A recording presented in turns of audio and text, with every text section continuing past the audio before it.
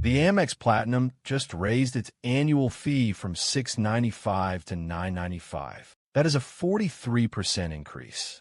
Most people are going to keep the card without doing the math. I'm going to show you the math, the 3 specific situations where the new fee still makes sense, and the 4 cards I would downgrade to if your usage does not justify the new number. Look, here's the thing. Welcome back, ladies and gentlemen. Affiliate disclosure. Links in the description include affiliate codes. I receive a small commission at no cost to you. Card recommendations are independent of the affiliate pay. Let's get into it.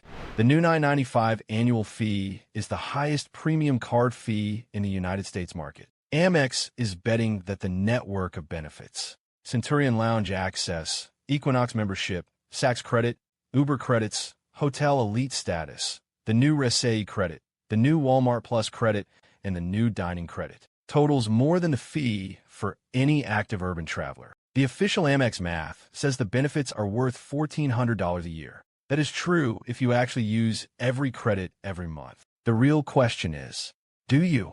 Look, here's the thing. Here is the honest breakdown. The benefits split into 3 categories. Category 1, credits you will use if you live anywhere with infrastructure. That is the Uber credit at $200 a year, the airline incidental at $200, the dining credit at $400, the Walmart Plus at $160. Total Category 1, $960. If you actually convert every dollar, you net -$35 on the new fee. Category 2, credits that depend on lifestyle. Equinox at $300, Saks at $100. If you're not a member of Equinox and you're not a Saks shopper, the value is 0. Category 3, credits that depend on travel volume. Centurion Lounge access, Hotel Elite status, the new Resay Global Priority access. These have variable value from 0 to $4,000 a year, depending on whether you travel. The 3 situations where the new $9.95 makes sense. Situation 1. You fly internationally at least 4 times a year. The Centurion Lounge access alone, valued at $50 per visit per person, gives you $400 a year before considering the partner network. Combine that with Hotel Elite status, comping you out of resort fees, and the Platinum pays for itself just in airport time. Situation 2. You live in a metro area with both an Equinox and a Saks within 5 miles, and you would shop there anyway. The Equinox 300 is the easiest credit to forget. If you would have paid for Equinox out of pocket, the credit is pure value back. Situation 3. You have business expenses that you would otherwise put on a different card. The 5 times points per dollar on flights booked direct or through Amex Travel, plus the 1.5 times on big purchases over $5,000, is the highest sustained earn rate of any premium card. If you book $75,000 of business flights a year, the points value alone covers the fee twice over. Now the 4 downgrades.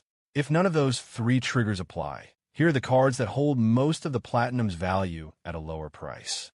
Downgrade 1. The Amex Gold at $325. You lose lounge access.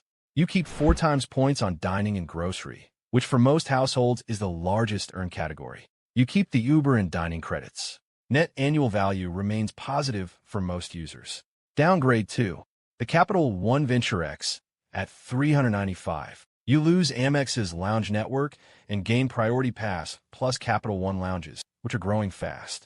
You get a 300 travel credit through the Capital One portal and 10,000 bonus miles every anniversary. Effective annual cost is closer to -$10. Downgrade 3. The Chase Sapphire Reserve at the new $550 annual fee after the late 2025 update. You keep premium travel insurance, lounge access at Priority Pass, and the growing Chase Sapphire Lounge Network, and a Chase Points ecosystem with much better Hyatt redemptions. Downgrade 4. The Bilt MasterCard at $0. You lose almost every premium benefit, but keep transferable points to the same airline partners. For lower spenders, this is the move. Honestly, what is one credit on a card you carry that you forgot to use last month and watched it expire? Drop the card and the credit in the comments. I will pull the saddest 5 for next week's video. Okay, so the play if you currently have Platinum. Call retention at 6 p.m. Eastern on a Tuesday or Wednesday. That is when the retention queues are shortest. The script. Cool at the. I've been a customer for X years, and I just saw the new annual fee. I am evaluating whether to keep the card or move to the gold. What can you do to keep me the Platinum tier? End quote.